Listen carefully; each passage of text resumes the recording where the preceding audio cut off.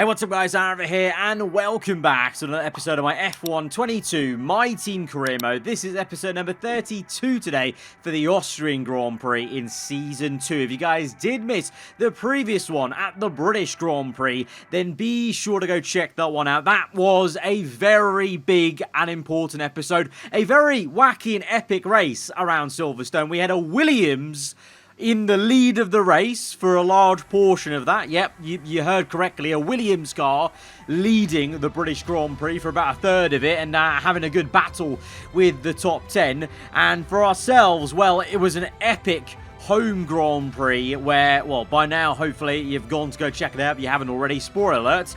We battled through after making a very aggressive strategy from going from the mediums to the soft compounder tyre. McLaren have really improved this season. They came out of nowhere to be leading 1-2. But on the last lap of the Grand Prix, we overtook both of them. And into the last sector, overtook Lando Norris to get our very first win in this F1 22 My Team Career Mode. It makes it 3 wins in a row for our team, Albon winning Baku and Canada, and then ourselves at Silverstone. So, in a very, very nice patch of the season, bit of dominance from our team with 3 wins in a row, 16 races only in the calendar. So, 3 wins, 3 races, quite a big chunk of the season. So, I think we've done very, very well, but we continue to plow on with upgrades to maintain this level of performance, buying 2 engine upgrades on the fuel and also the ERS, because I feel like that's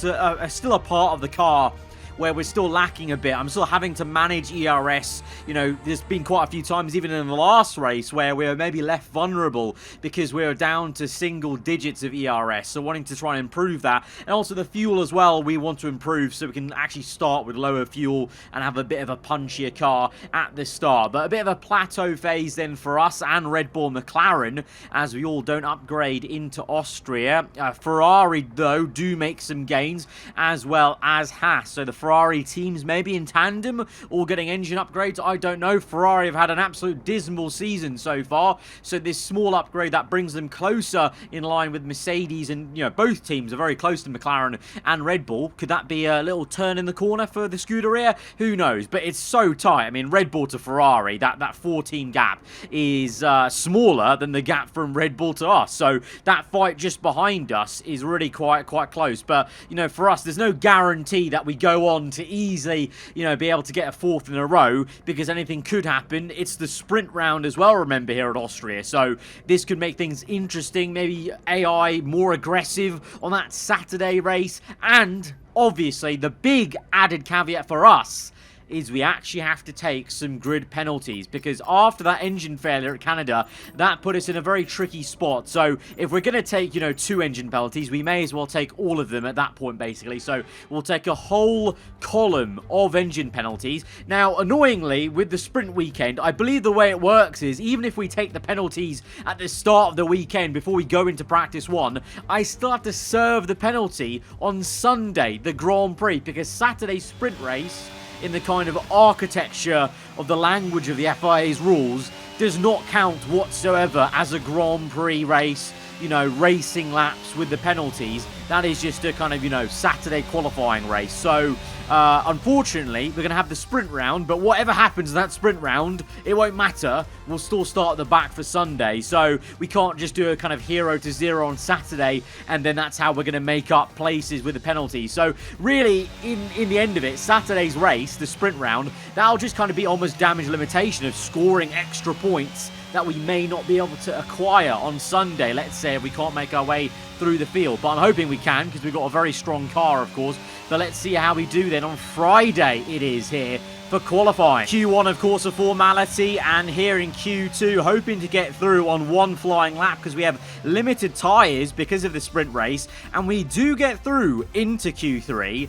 But you can kind of see, if you look closer at the times, we've got through on a technicality, because technically we actually were outside the top 10, but Lando Norris there, he's actually in P10 despite setting a quicker time, because he DNF'd at the end of this session. I think he must have just had a failure or something like that, just like we've seen previously in episodes. You know, they seem a bit more, they seem to happen a bit more now in this year's game. And also, Leclerc, the Ferrari, got disqualified for whatever reason. So that's 2 free positions. We were actually in P11, and so that's how we've ended up in P9 now, because we've gained those 2 free positions from the McLaren and the Ferrari. So we got kind of lucky there, because it wasn't the tidiest of Q1 laps. Bit of understeer in Sector 2 especially. So we've got through into the top 10 shootout. Bit of a gift there. So we'll thank the F1 gods for that one, and now we go through into the top 10 shootout. Bit of oversteer on the exit of turn 1. Again, we only have 1 lap here in Q3 because I want to save a fresh set for the race, and this time I've made sure to save the set that I can actually use. Don't worry, I've actually looked at the setup screen this time, so I'm using the mandatory tyre that you get given in Q3, and we're looking to try and get as high as up the order as we can. It is just for the sprint race though, and ultimately though, it is a bit of a disappointing qualifying again, like we had from Silverstone. P8.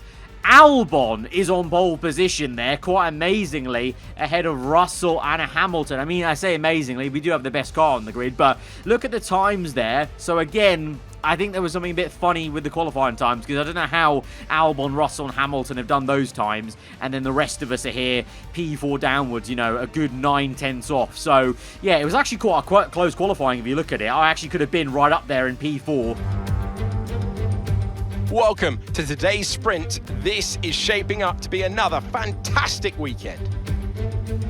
Yeah, again, poor qualifying seems to be, again, a pattern forming quite strongly on this game, more so than other games, because actually, remember in F1 2021, I actually became quite a good qualifier, but on this game, we're kind of back to the kind of usual classic me, where I can't qualify that well, but I'm a much better driver in the race, where we can actually, you know, race a bit with the DRS, and it's all about kind of, you know, trying to get the car placement and whatnot, but over 1 lap, struggling to extract the time out of this very difficult FOM My Team car with this new handling model in this year's game. So it is what it is. It's the sprint round, so we'll try and jump up as much as we can in the limited laps we have. But remember, all of it doesn't really matter in terms of this qualifying, because we're going to start at the back of the grid for Sunday's race. So I'm not actually too disheartened. This qualifying just means we have a better chance of scoring some pity points in this Saturday race here, as we form the grid and we're ready to go for this sprint race around the Red Bull Ring as we go to 5 red lights. The Austria sprint is underway. A lot of wheel spin for Sergio Perez.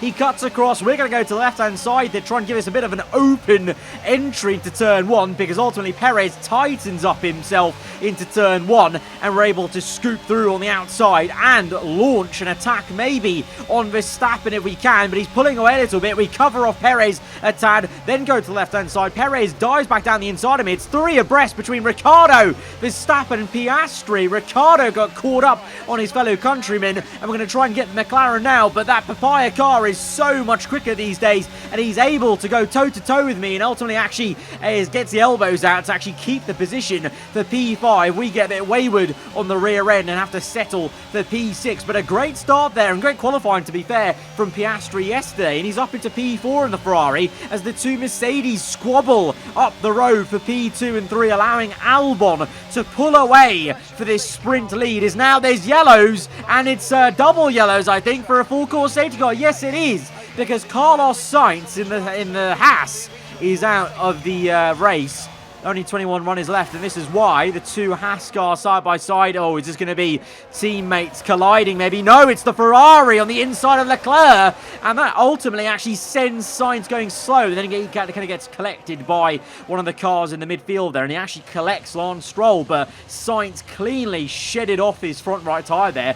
Quite unlucky, actually, because it was quite a light tap, but because of the speed of the car that hit him, it just kind of shredded off there. So that's why the full course safety car is out. So now we go again. So this sprint race is even shorter now, but on the exit we're making the most of this moment in the race to pounce on Daniel Ricciardo, catch him napping into turn 1, and he's taken wide by ourselves, going deep into turn 1 to the point where now the Red Bulls are going to try and snap at his heels. Will Verstappen come through? Yes, he will. Remember, this is quite crucial for Max because Hamilton, his championship rival, up into P2 ahead of George Russell. So this is quite crucial for Verstappen to make this overtake, not only on Ricciardo, that was a double overtake because he overtook Perez as up the road back to our POV. Oh, it's an engine failure for George Russell. Smoke going all up in our faces and for the face of Piastri as well. And the Ferrari man nearly got collected by the Mercedes car. We tried to maybe overtake the Ferrari, but just couldn't do it.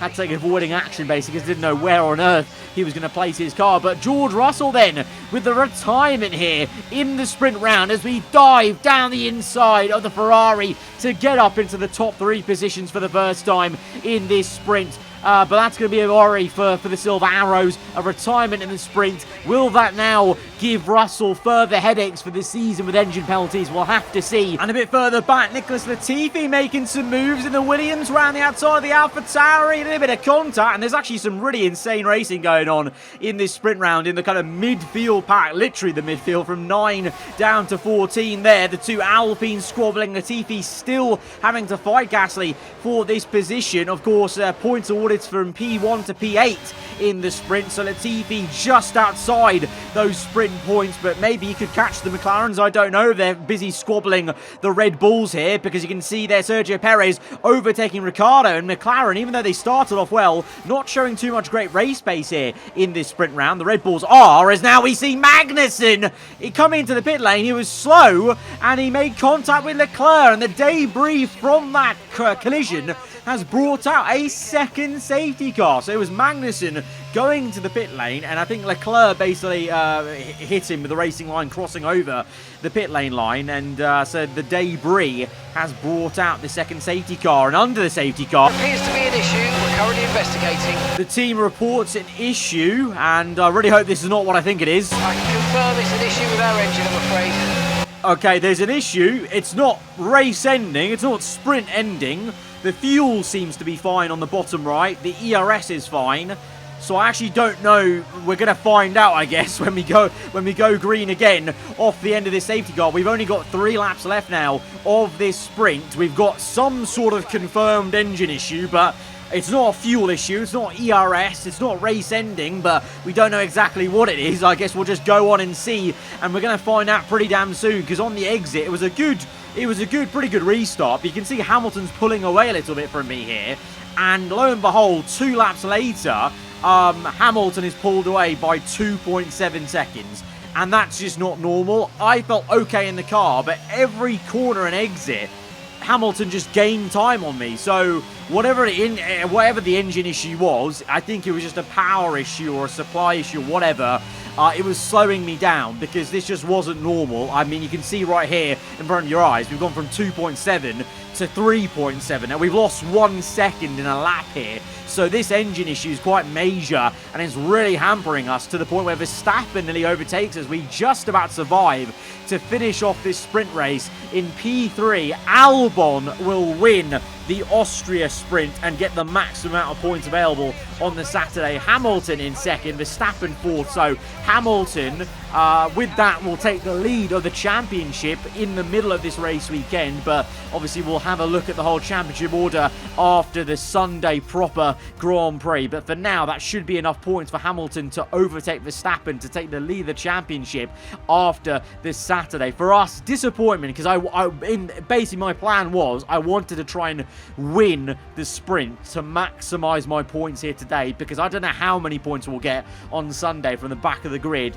So it's a bit frustrating, but it's out of my control. An engine issue there, quite a big one actually, because I slowed down a lot. So that was a bit concerning. I hope that's not like a sign of things to come, if that's going to happen again on Sunday. If it does, we're screwed, and even more so if it happens and it's even worse. Could that be an engine failure to come up on Sunday? I don't know. We can't take more penalties. We can't swap out more components. We have to take these components into tomorrow's race. So I don't know what's going to happen, but let's go to the grid. It's time for the full Grand Prix.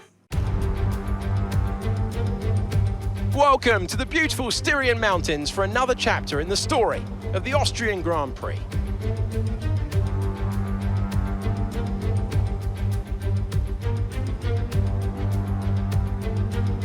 It's one of the shortest laps on the calendar today then, with 7 rights and just 3 lefts making up the 10 corners of this high-speed circuit.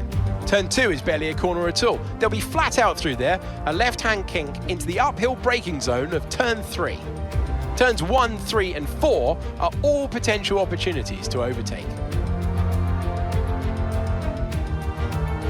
Let's run you through the driver grid order for today's exciting race. What a great lap from Alexander Albon yesterday. He'll start from pole position. And it's Lewis Hamilton alongside. As we continue through the rest of the grid today, we have the owner driver, Oscar Piastri, Lando Norris and Latifi, Joe, Ocon, Ricciardo and Sergio Perez. They've taken a grid penalty. Mick Schumacher, Vettel, Lance Stroll and Bottas, Drugovich, Gasly, Yuki Tsunoda and Carlos Sainz. Magnussen, they'll be starting further back after an earlier grid penalty.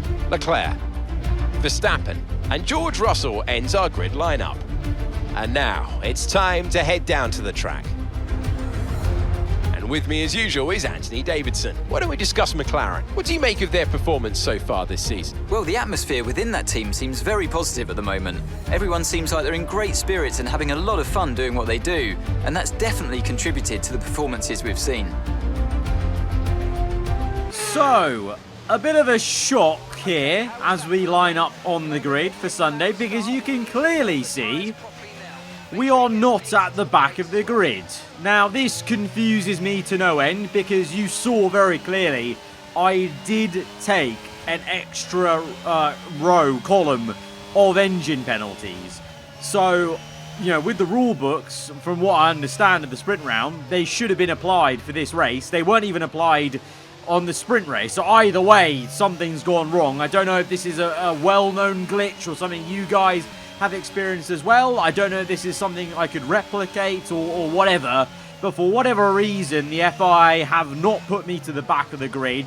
The likes of Russell, Sainz, they are at the back of the grid after DNFing from this sprint round. But we are here on the second row, and we're going to line up in third place alongside Piastri, directly behind our teammate Albon, who is on pole position for the Grand Prix proper here in Austria. So I thought we were going to have a very long day in the office. Now we've been given a gift, it seems like, from the F1 gods, from the FIA, I don't know, but we've got to make the most of this now. We're on the second row in a very good car. If we don't have any engine issues like we did at the end of the sprint, we could go for the win of this race. We could be battling once again Albon for the top positions. Hamilton's going to be there though, he's looking pretty strong. Verstappen as well, you may have seen, has a grid penalty. He's towards the back of the grid along with Sergio Perez. So both Red Bulls taken out of this race a bit. So this is a big opportunity for myself, Albon and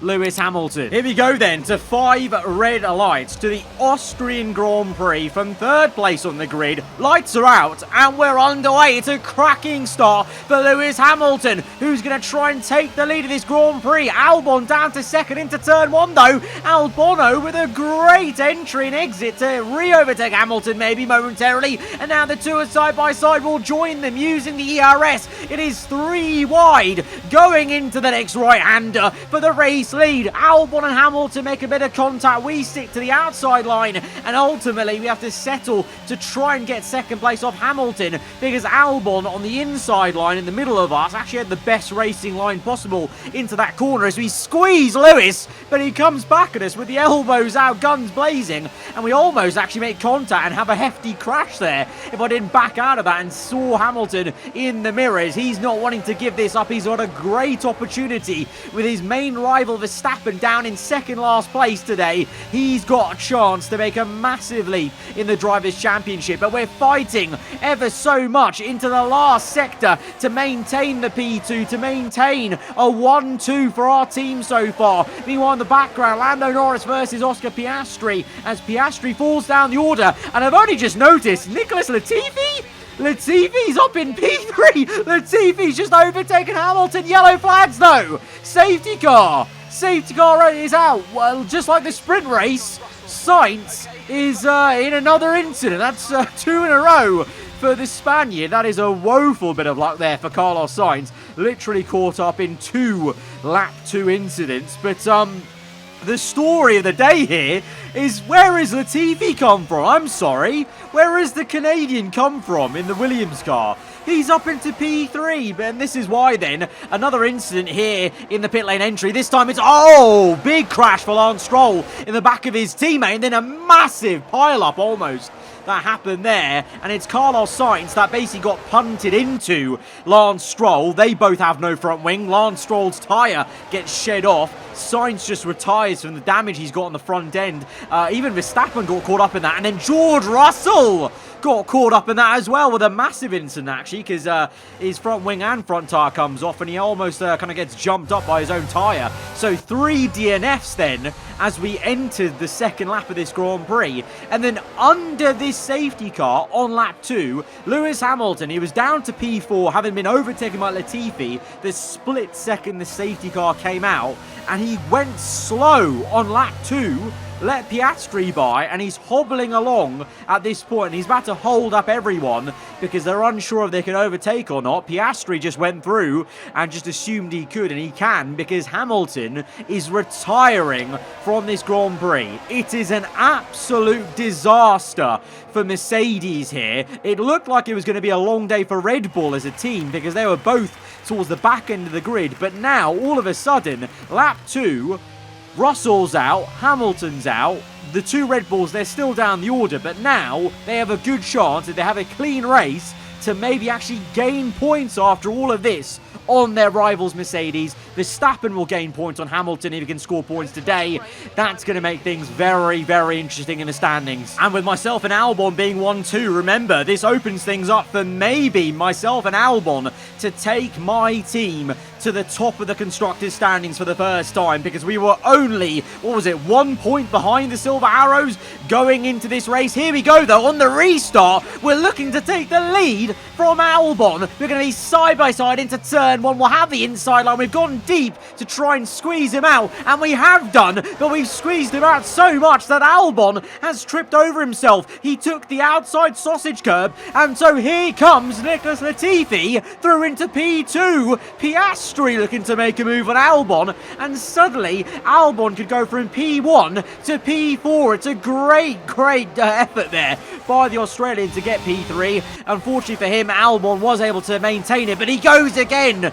Piastri finding a bit of confidence, maybe finally, in this red car of his. But Latifi, I can't believe this. What a race he's having. He qualified P6 for this race on the grid, up into P2. Loving life here as the 2 Alpine squabble for P6 and 7. And you can see in the background there, Verstappen is in P15, Perez P10. So it's actually the wrong way round. Red Bull would have rather have Verstappen up there in P10, but he's had a bit of a slow getaway from being second last on the grid. He's had to stay out of incidents, and he goes down the inside of the Williams car of Magnussen to try and get up into P14. The 2 squabble, and there's a bit of traffic ahead of them because everyone's being held up. I think Sergio Perez there may have lost a bit of his front wing, and that's held up everyone. Verstappen looks to make a move on the AlphaTauri. He's already gained places on Leclerc and Bottas there, so Verstappen with 3 overtakes, and suddenly, all of a sudden, Perez is P7, Verstappen's P10. How's that happen? Because we've got Piastri and Guan Yu Zhou in the pits. That's how. That is how. So Piastri and Guan Yu Zhou, I don't know for damage, maybe, probably, because it's only lap 5. I would say they're probably pit for damage, unfortunately, so a bit of a shame there for Piastri to come in after such a great effort on the safety car restart. But look at this then. Verstappen, if he made that AlphaTauri overtake right there, he would have made 4 overtakes on 1 straight. That would have been insane, but Verstappen lives to fight another day. And he overtakes the AlphaTauri here. No! No.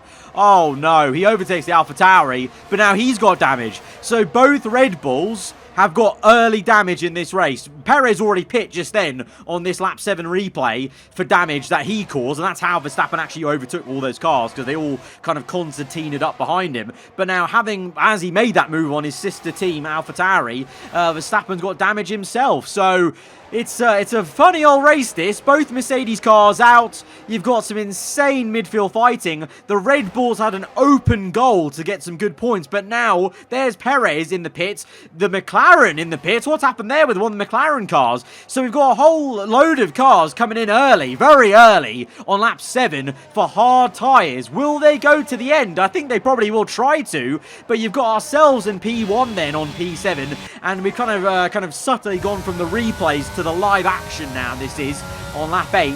Latifi still in P2. Albon trying his best, but the Canadians doing a fantastic job of holding up Albon, because the gap has grown to 3 seconds for myself in the lead. So that's how much slower Latifi is versus myself, and how much Albon is suffering here, because he's still behind the Williams. Ocon's even closing up to him in P4 on the Alpine. Schumacher's P5. Gasly, Leclerc, Vettel, Bottas, and Tsunoda are your top 10. So we've got Vettel here is on soft tyres though. So I believe Vettel downwards, they've all made an extra pit stop. All these guys on soft tyres or hards or mediums, they've all made their first pit stop of the Grand Prix. There is Verstappen confirming, making his first pit stop for that damage. So from Leclerc upwards, the rest of us are yet to pit yet. So we'll watch out for how that space evolves as Albon now makes the move finally on Latifi to make it a 1-2 once again for our team on lap 8. And there is Ocon having a look. Maybe Latifi comes back at Albon though.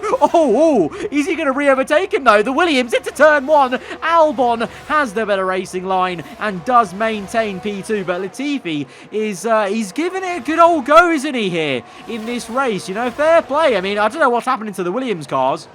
Magnussen, pole position last episode, was in first place for a long while. I know now he's down in P18, so, you know, things can change very rapidly in Formula 1, but now it's his teammate's turn to be the one ruffling the feathers, and Latifi tries to defend against Ocon, but I think it may be just about a matter of time before the Alpine overtakes him and gets up into P3, but we've got a very weird and interesting race, because I really honestly don't know the pecking order right now, because the two McLarens, they pit for hard tyres, but I don't think they got caught up in incidents, so I think they just made an early pit stop onto hards maybe. The rest of them, you know, the two Red Bulls we know had damage. The others, I don't know. A lot of them gone to soft tyres. So is there a 2-stop here on the cards for some of these AI? I mean, it would kind of mimic real life, of course, where we went from a 1 to a 2-stop. But right now, lap 14, we lead the way. 3.3 to Albon, maintaining the gap that we had from the get-go. But now the safety car is out for a second time,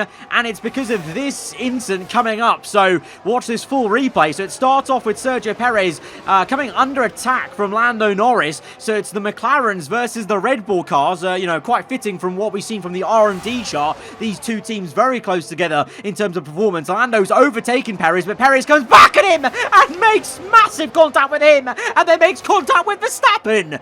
Oh no! What a disaster for Red Bull! At the Red Bull ring, the two Red Bulls are once again caught up in incidents and damage. Both Red Bulls, no front wing, because Perez locks up and just goes straight into Lando, and then corrects himself, and then smashes into Verstappen. Christian Horner is probably having an absolute aneurysm right now, because he's seen his two Red Bull cars make contact, and it's all Perez's fault there in terms of that second bit of contact, but, you know, he locked up in the first place to break his own front wing on the McLaren, so woe is me for the Red Bull team there. So maybe Mercedes will be fine with 2 DNFs, because Red Bull don't fancy getting any points today, it would seem. So that is why the safety car is out, and so we're now going to come in under this safety car, because the pit stop window is going to be lap 16 to 17, so we may as well come in now, go on to a set of hard tyres, and just guarantee ourselves going to the end of this Grand Prix, no matter what everyone else does. I wonder though, will Albon come in for a double stack? If he does, I mean, you know, we're first on the road, so we have the priority. We can't do much about that, but there's no point in him staying out, I wouldn't think. But as I look towards the mini-map, and we don't have an indication that he's come in, and there's no one behind me, Albon stayed out. Albon stayed out. That is a very weird decision from our teammate. We come in, optimal turn in to make our pit stop, and oh, it's a slow stop on the front right. It's a slow one, and oh, hang on a minute. Hang on. Why have my team put on softs? Why have they put on softs? Why are the Red Bulls on? What has happened? What has happened? This, oh no. Oh, what's just happened? Oh, our team have fluffed it. Our team, what have our team done? Why have we put on softs? That new hard tyre, that should have been on our car right now. What's going on? Why have we put on the soft tyres? I did not change my strategy one bit this entire race. I kept it on the default since the get-go, since the formation lap, on hards. And I thought I was coming in for hards, because it makes sense. We pit now, we'd be in P7 on hards. We would inherit the race lead once the people ahead of us make their pit stop, because there's no point now. The 6 cars ahead of us, there's no point in them coming in now under the safety car, because they've lost out the free pit stop. So I will inherit the lead no matter what happens. But if I was on hard tyres, that would be game over. That would be race over. I'd be on to winning this race. But now, did my team know something that I don't know? Like, have they just thought the hard tyres are so slow? And they've seen, I mean, I don't know, maybe they saw the AI in the midfield go onto the soft compound earlier before the safety car. And maybe they thought we should also move to a 2-stop because there's more pace. I don't know. I'm left in the dark here, and I very much feel like a Ferrari driver right now because I'm questioning my own team's decision, and I'm just going to have to put faith that they know what they're doing, maybe. But our team may have made 2 mistakes here, you know, because Albon, he didn't pit. He's in the lead on those same mediums he started on, so he'll have to make a pit stop. And look how close we are in relation to him, and we've already made a pit stop. But our pit stop also may have been incorrect because we're on the softs now. Leclerc goes defensive. We're going to try and attack him, but we actually play the patient game because he actually just basically invites us to overtake him on the exit because he kind of just pinched himself in with Gasly there. So we're easily up into P6. And all these guys ahead of us, Gasly, Latifi, Schumacher, I think it is, Ocon, and then Albon, all these guys have not made a pit stop yet. They're on those worn mediums, 17-lap-old mediums, so we'll overtake them very easily. They may even come in very, very soon because, like I said, the pit stop window was lap 16 to 17 originally to go onto the hard compound tyre, and here we are now looking to make a move on the outside of Gasly on this corner, which historically the AI have so much pace over me, but we're able to dance around the outside of Pierre because of the tyre difference. Latifi will be an easy overtake here, using an ERS on the exit to get past the Williams car. And it looks like Schumacher, Ocon and Albon are indeed now coming in. So, I mean, we don't know if my strategy is a mistake yet. We're going to have to see how that one plays out. But for sure, my team have screwed over Albon. That is the worst decision they've ever made. Why did they not pit Albon and double stack us? That is the worst decision ever. So we inherit the lead of the Grand Prix on the softs, and we are going to have to stop again. Albon comes in for the hard tyres, and his misery is made worse. Because look at it. He gets held up in the pits, and he's just lost 4 positions. So Albon did not take a free pit stop. He's pit literally a lap after the safety cars come in, and then he's lost 4 positions in the pit lane. So Albon's race has just gone down the toilet. That is so, so bad for him. And we're continuing with this replay because he gets pinched in with the Williams car that he tries to re-overtake. He tries to re-overtake Latifi, and instead of overtaking Latifi, he gets overtaken by Leclerc. So in all that pit stop window, Albon has effectively not only lost the lead and battling for the win, he's then lost 5 places from where he was in that train. So whilst we lead the race by 6.2 seconds, he's down in P16. What a disaster for his side of the garage, for our team. And I don't know if it's a disaster for me or not, because, well, we're 6.2 seconds ahead of Ricciardo, but we've got to pit again. The McLarens, they pit so early for those hards, and like Silverstone, they pit early, and they've just ended up with a 1-2 somehow, because once I pit, there'll be 1-2.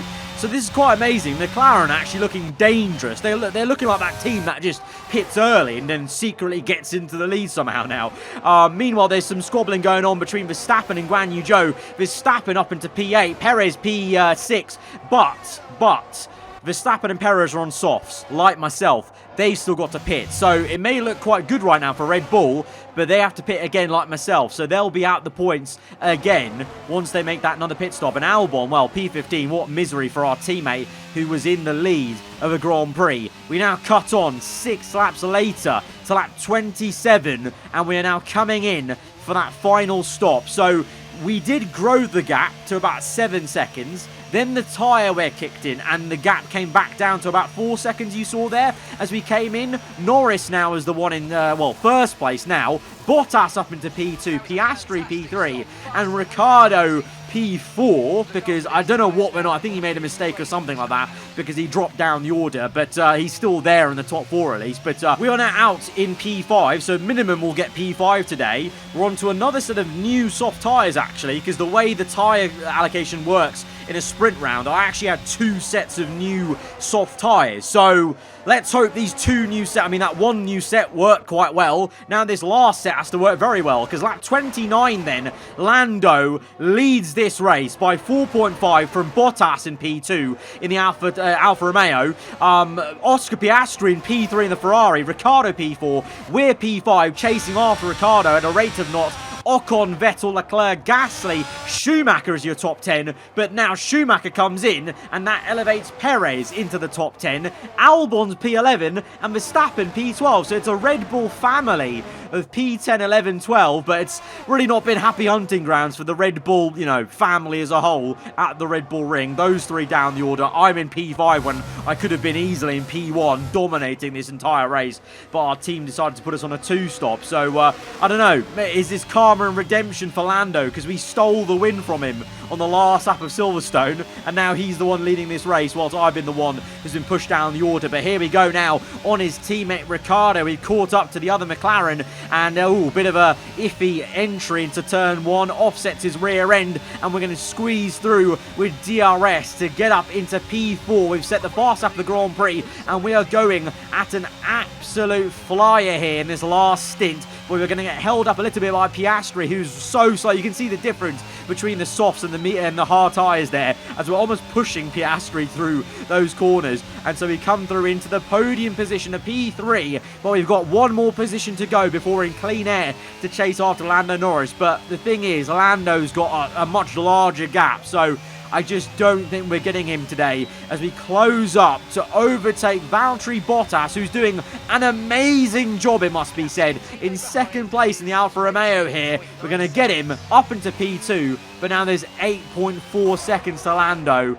Only 2 laps. It's just not going to happen today. Meanwhile, behind Piastri, he's actually got an issue with his car, I've been told. So he's now going to feel the pressure from Daniel Ricciardo, his fellow countryman. Ricciardo goes for a move now at the end of lap 34. Oh no!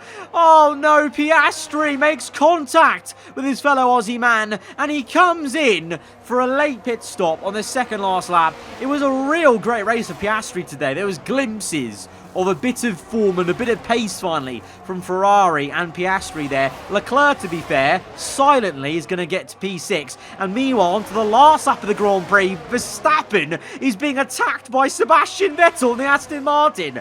And Verstappen is just about going to hold on to P9 there. But, Hamilton DNFing. Verstappen's only going to gain 2 points on his rival today. So Hamilton and Mercedes, they're going to breathe a sigh of relief today that Perez is only in P7 and Verstappen is only P9, because that's not a lot of points for them today versus their double DNF. But the thing is, Albon 0 points. I'm going to collect 18 points, so that's going to be quite big for us in the standings. But the man of the hour is Lando Norris, who will come through to win his first ever Grand Prix in Formula 1, in the place where he got his first ever podium in F1 in real life. He wins in F1. He wins the Austrian Grand Prix. Redemption for last episode, you could say. For us, 2nd place. I don't know what went on with the strategy today for me and Albon, but, damage limitation, P2, 18 points. A fantastic team effort then to secure victory here in the Styrian Alps.